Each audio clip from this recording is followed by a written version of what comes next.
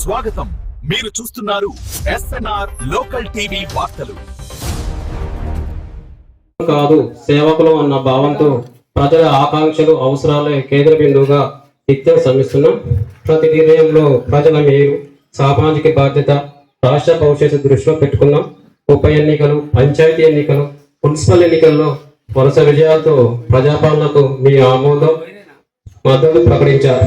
మీరు ఇచ్చిన ఈ ఫలితాలు మా బాధ్యతను మరింత పెంచాయి. ప్రభుత్వ పథకాలంటే కాగితాలపై కాదు, ప్రజల జీవితాల్లో స్పష్టమైన మార్పు తేవాలన్నది మా సంకల్పం. ఆ ఉద్దేశంతోనే ప్రజాపాలన ప్రగతి ప్రణాళిక పేరుతో కార్యక్రమాన్ని ప్రారంభించాం. మార్చి 6 నుండి 9 రోజుల పాటు గ్రామ స్థాయి నుండి రాష్ట్ర స్థాయి వరకు అన్ని శాఖల సమన్వయంతో ఈ కార్యక్రమం ఒక ఉద్యమంలా సాగాలి. ఊరు వాడు సమస్యల పరిష్కారమే పరమావధిగా ప్రతి అధికారి పరిచయం. వేగంగా ఫైళ్ల క్లియరెన్స్, ప్రభుత్వ కార్యాలయ పరిశుభ్రత, నిర్ణయాల పారదర్శకత ఉండాలి. మహాలక్ష్మి ఉచిత బస్సు సౌకర్యం, 500కే గ్యాస్ సిలిండర్, 200 యూనిట్ల వరకు ఉచిత విద్యుత్, ఆరోగ్యశ్రీ, రేషన్ కార్డులు, సన్న బియ్యం, ఇందిరమ్మ ఇల్లు, మహిళా సాధికారత వంటి పథకాల అర్హులకు చేరేలా ఈ కార్యక్రమం జరగాలి. తెలంగాణ రైజింగ్ 2047 విజన్తో ఆర్థికంగానే కాక అన్ని రంగాల్లో తెలంగాణను ప్రపంచంలో నెంబర్ 1గా నిలపాలనేది మా సంకల్పం. ఈ సంకల్పంలో ప్రతి పౌరు భాగస్వామి కావాలి. ప్యూర్ వేరుగా రాష్ట్రాలు వర్గీకరించుకున్నాం.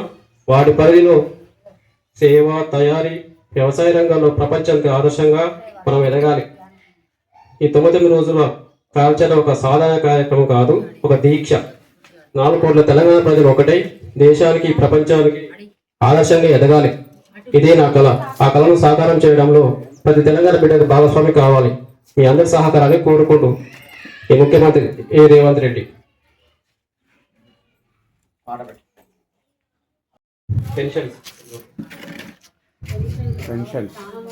చేయుత పెన్షన్స్ మన గ్రామంలో ఇప్పటి వరకు 231 శాంక్షన్ కావడం జరిగింది.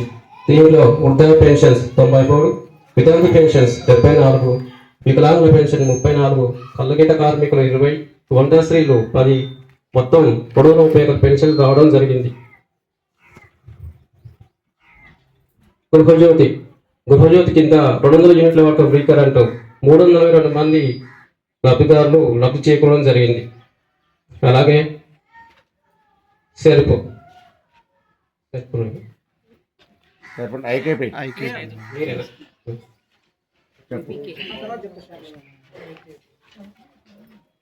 రైతు భరోసా గ్రామంలో మొత్తం 14 ఎకరాల విస్తీర్ణం గలదు.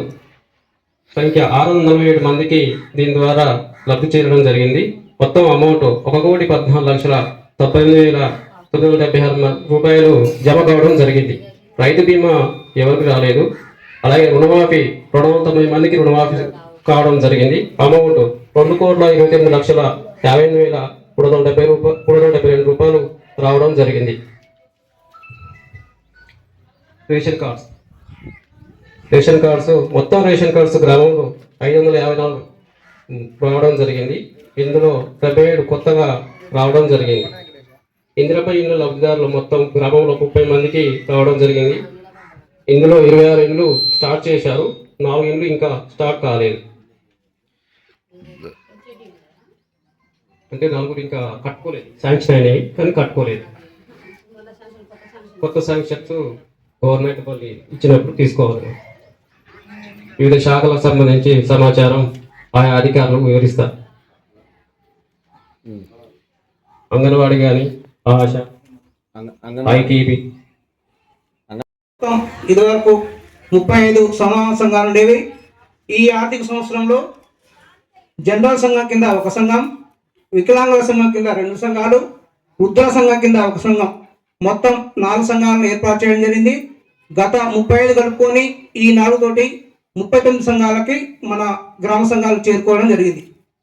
రెండవది, గ్రామంలో మొత్తం ఈ 39 సంఘాలకి, సంఘంలో ఉన్న మహిళలకి, సంఘంలో లేనటువంటి మహిళలకు కూడా మొత్తం 419 ఇందిరా మహిళా శక్తి కింద చీరలు పంపిణీ చేయడం జరిగింది. అదేవిధంగా 2025-26 ఆర్థిక సంవత్సరంలో మన గ్రామంలో 18 సమాన సంఘాలకు గాను 1,91,77,000 రూపాయలను మహిళా సంఘాలకి పంపిణీ చేయడం జరిగింది. అదేవిధంగా 65 జతల యూనిఫామ్లు, స్కూల్ పిల్లల యూనిఫామ్లు కుట్టించి అందజేయడం జరిగింది.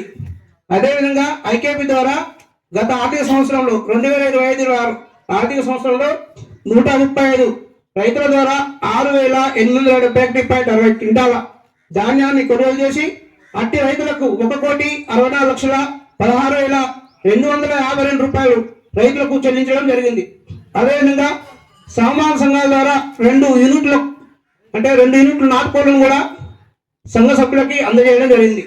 అదేవిధంగా 8 సంఘాలు అంటే తీసుకున్న లోన్లని ఎంటర్ప్రైజెస్ ద్వారా వాళ్ళ ఆదాయ అభివృద్ధి కార్యక్రమాలు జరుపుకుంటూ గాను వాళ్ళకి 21 లక్షల రూపాయలు అందజేయడం జరిగింది.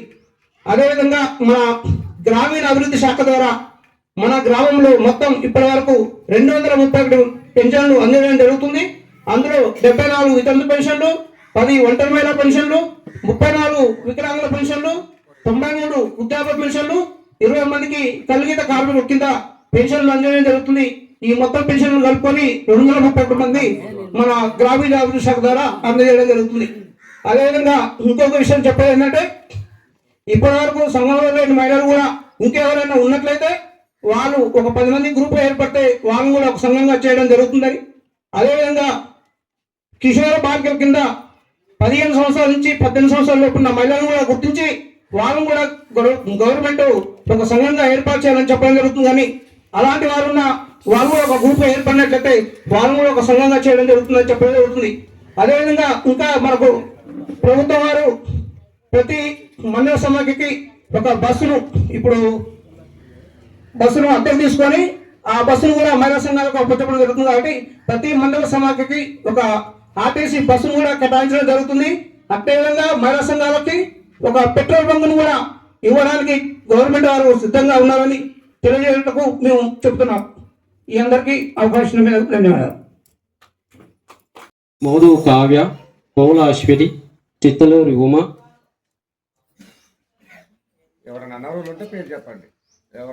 నక్కల శిరీష, మోదు కోమలి, నక్క మమత, పుట్టుపర్తి నాగమ్మ, మహమ్మద్ అబ్దుల్ అజ్బు సాబేగం, షేక్ హసీనా, మల్లోజు మౌనిక, కొండ మౌనిక, బంటు రేణుక, మోదుగు అనుష, మహమ్మద్ రేష్మ, మోదుగు స్వాతి, మల్లెపేన మహేశ్వరి,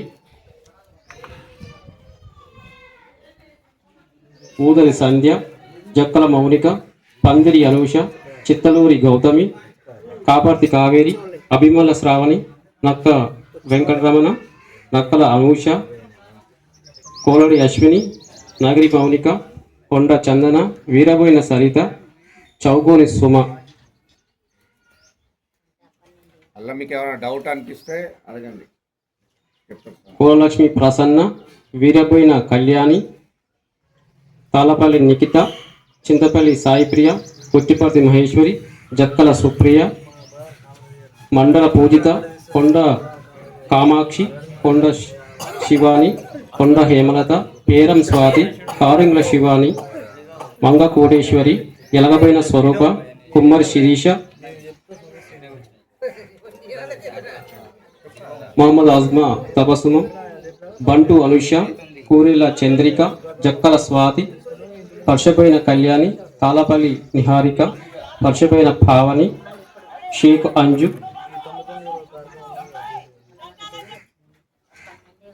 వీరికి కళ్యాణ లక్ష్మి షాదిమాహ్ ద్వారా ఇంకోటి మీరు ఇప్పుడు చెప్పారు స్వరూప, పావని, గాయత్రి చాలా మందికి ఉపయోగపడుతున్నాయి. ఇక్కడ నాకు కూడా కళ్యాణ లక్ష్మి ద్వారా 1,00,000 రూపాయలు తీసుకున్నాను.